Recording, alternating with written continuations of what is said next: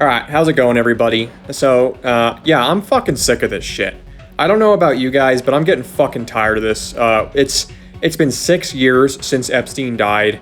At this point, the cover-up is super clear. The most implicated individual in this whole entire fucking ordeal also has the most power to keep this thing from coming out or to release it.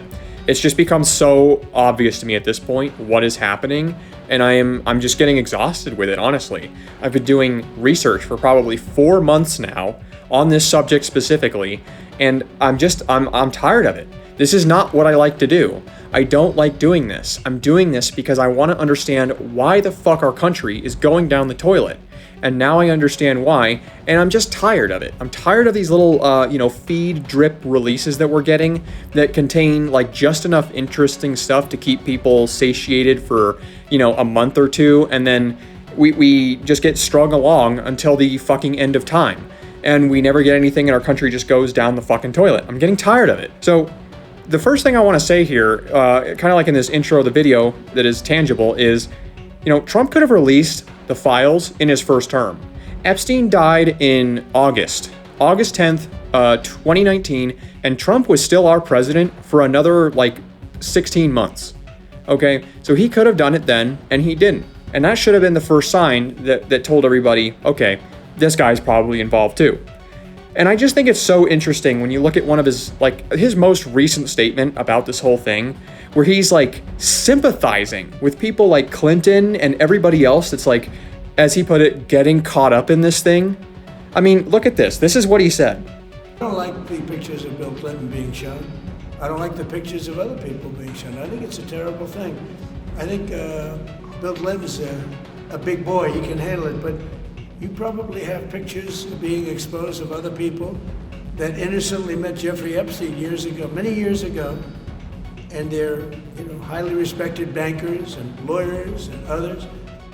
Okay, but this is what he had to say about 10 years ago before he even started. Look at this. Bill Clinton. Nice guy. Got a lot of problems coming up, in my opinion, with the famous island with Jeffrey Epstein. A lot of problems. What did Jeffrey Epstein mean in his emails when he said you knew about the girls? I know nothing about that. They would have announced that a long time ago. It's really, what did he mean when he spent all the time with Bill Clinton? Of Jeffrey Epstein in your remarks about in the Q&A. Well, I think he's got a problem. What do you think the problem will be? I don't know, but that island was really a cesspool. There's no question about it. Just ask Prince Andrew. He'll tell you about it. The island was an absolute cesspool.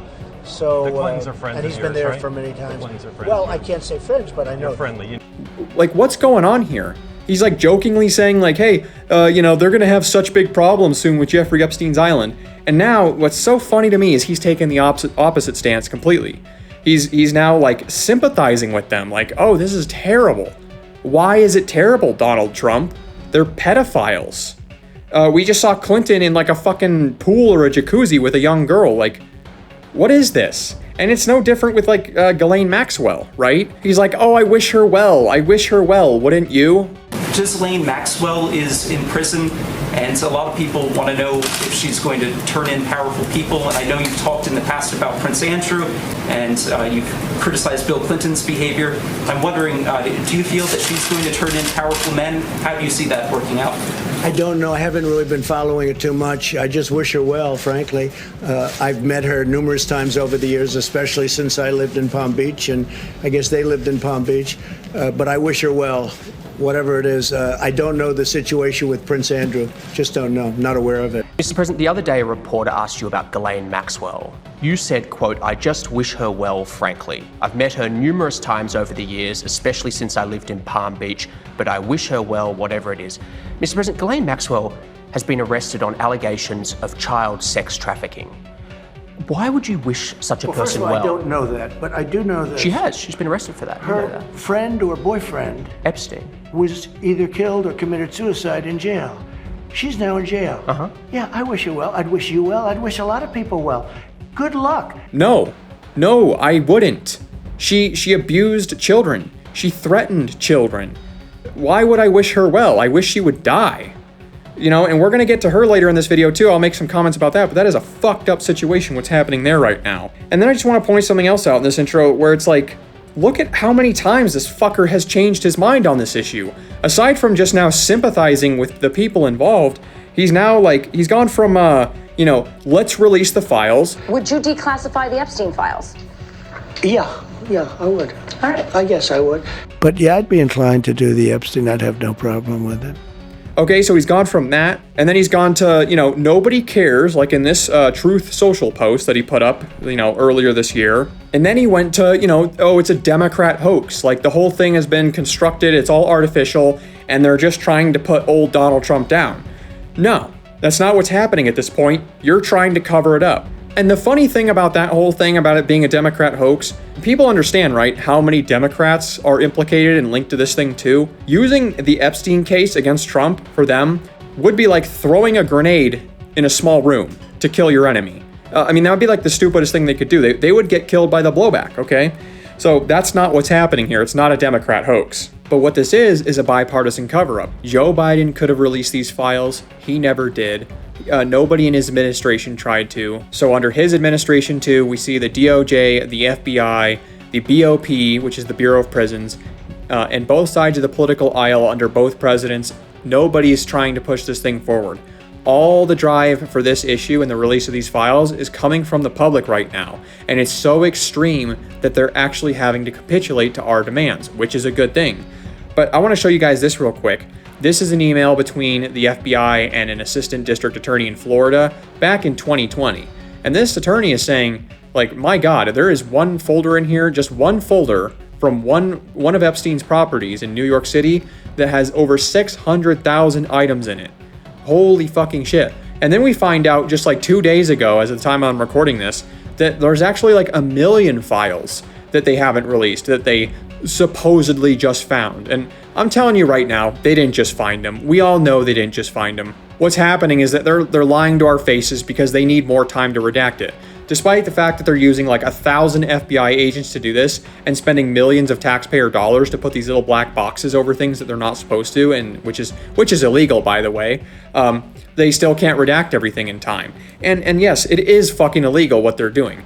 Look at this. This is an internal government email detailing how there are like 10 co-conspirators who never got charged. And we still have no idea why these people were never charged. In fact, I think Charlie does such a good job of explaining this in his video, I'm just gonna play that clip. One thing about this piece that CopyZilla is highlighting is that we now have information that confirms that authorities were looking into other co-conspirators in this operation. Co-conspirators that clearly they must have dropped the leads at some point. They stopped sniffing around, said not worth pursuing, but at one point they did have other co-conspirators and apparently quite a bit of information on them, as the documents seem to hint at and reveal and talk around.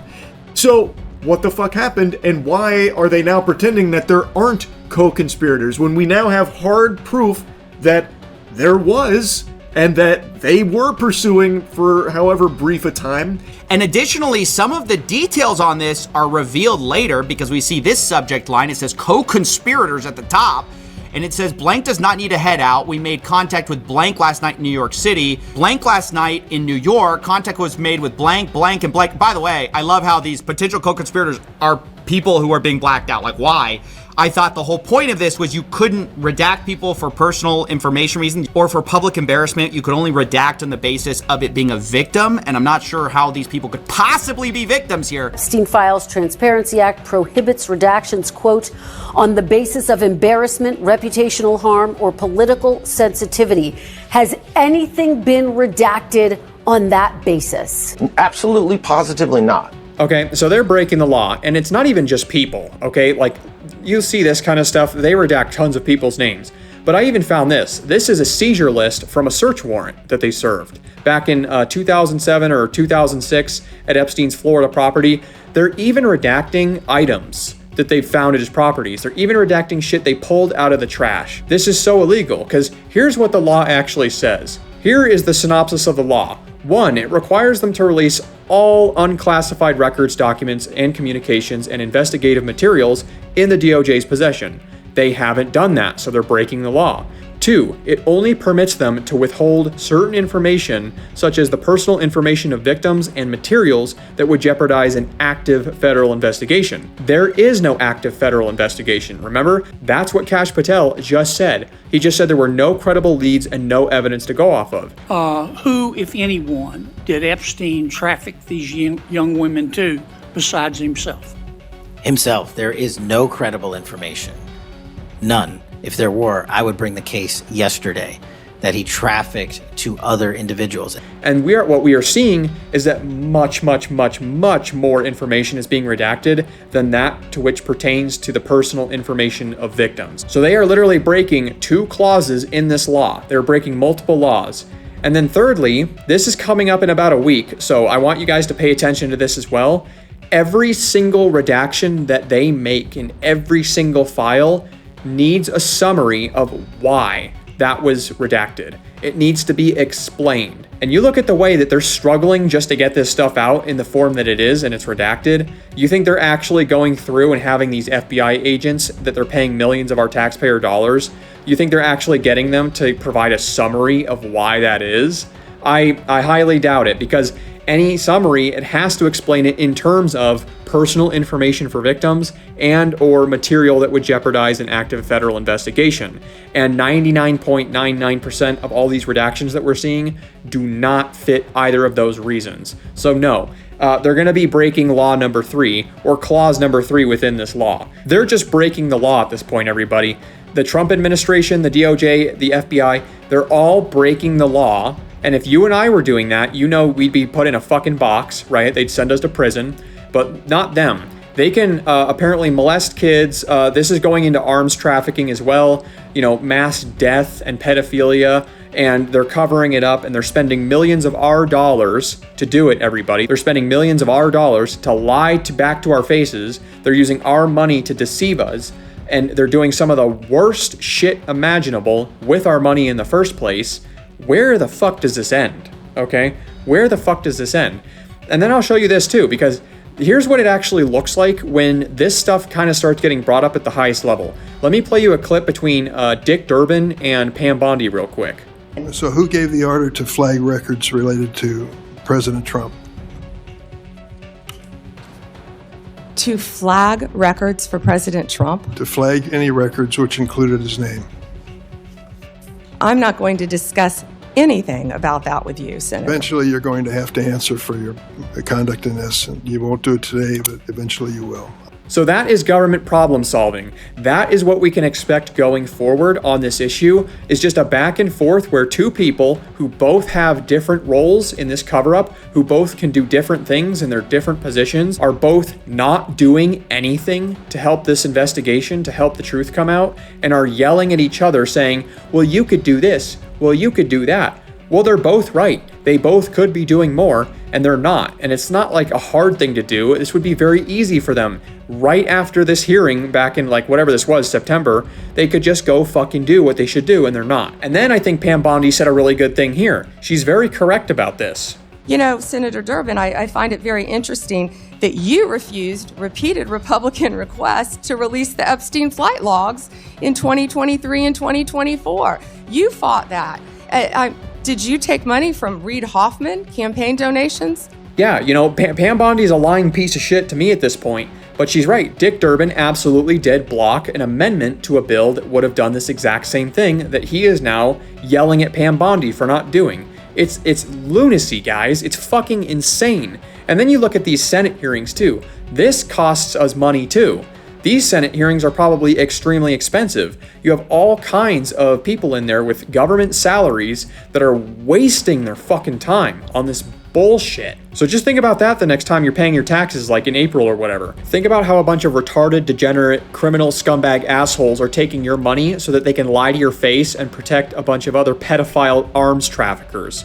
And you know what? When it comes to Dick Durbin too, I want to bring this up, just to show you guys how bipartisan this cover-up really is. Last year, a senator by the name of Marsha Blackburn literally asked Dick Durbin to release all the Epstein files. She sent him a bunch of letters, and he didn't do it.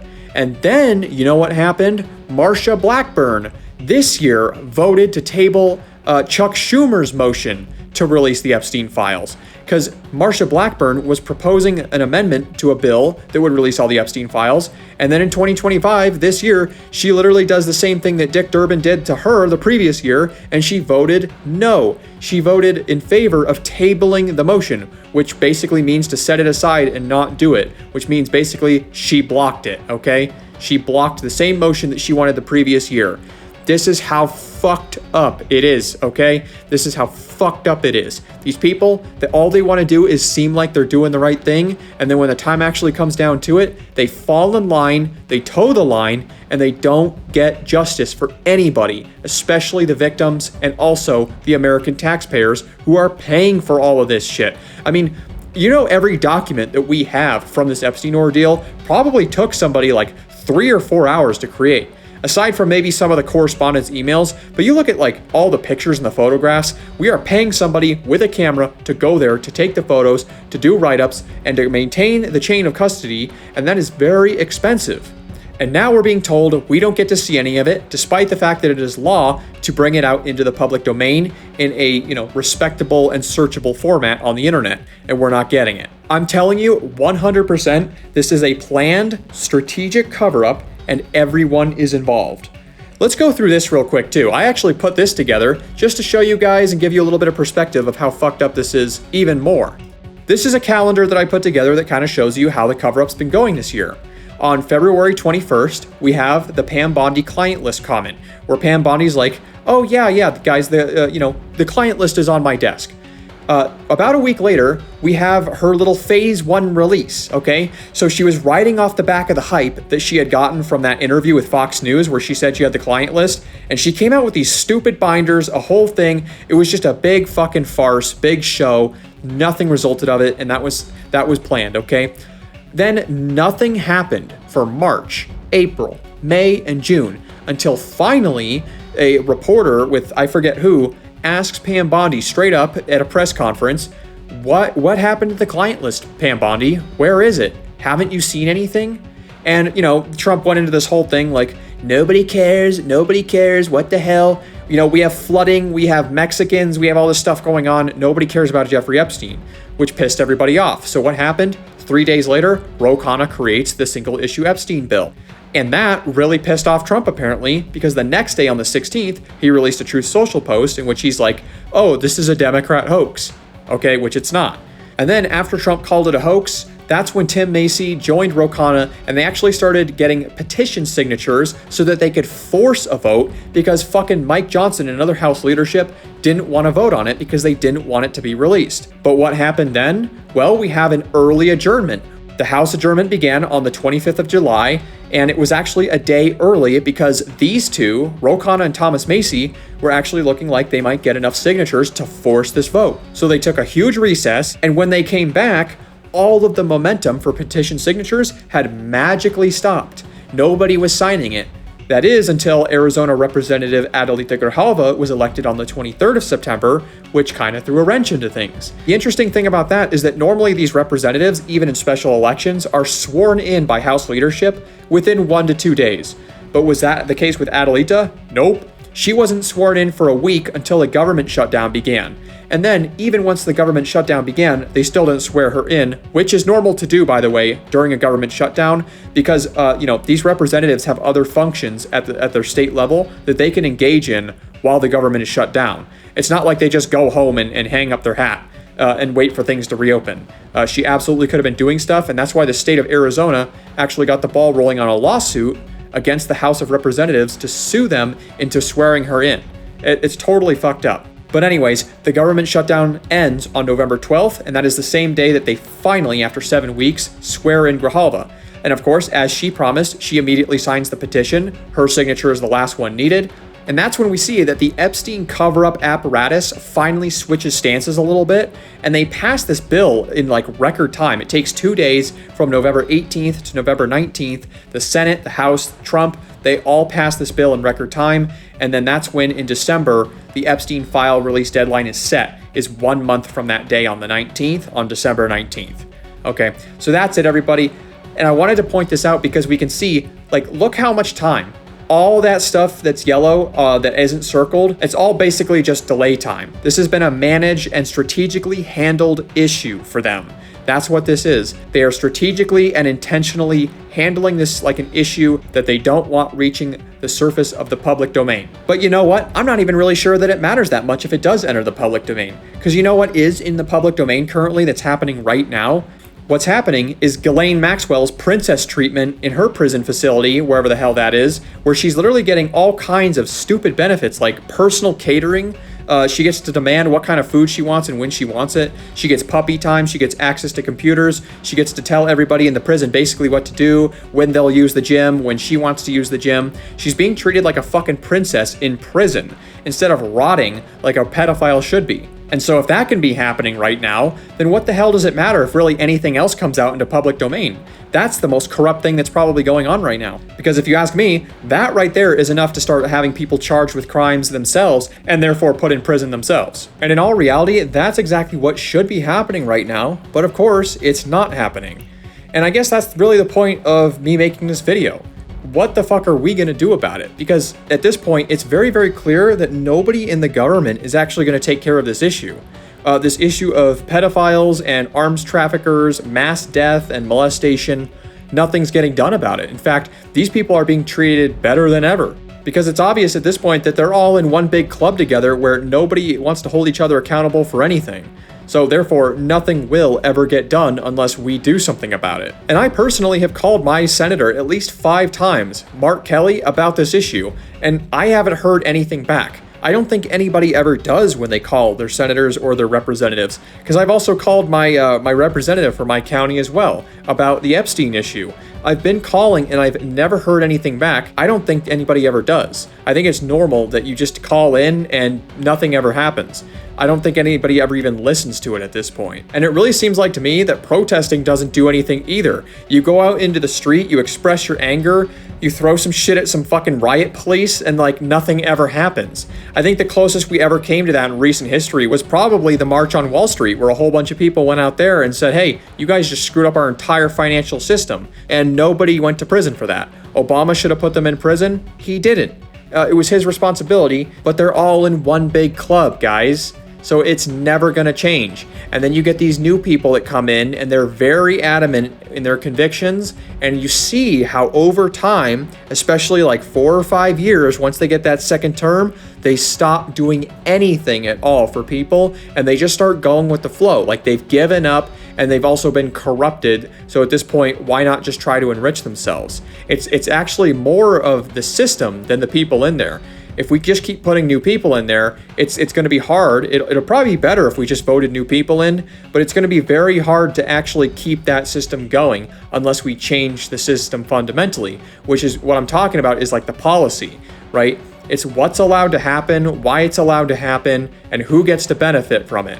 That's all the stuff right there that we need to change, seriously. And we do need to get everybody that's currently involved in this Epstein thing out of office. But how do we do that?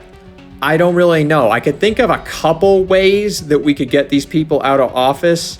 I think it might actually be coming to that. I've been hearing a lot of discourse and a lot of new verbiage out there on the internet where people are talking about like class consciousness, revolution, all kinds of stuff that I just personally haven't heard before.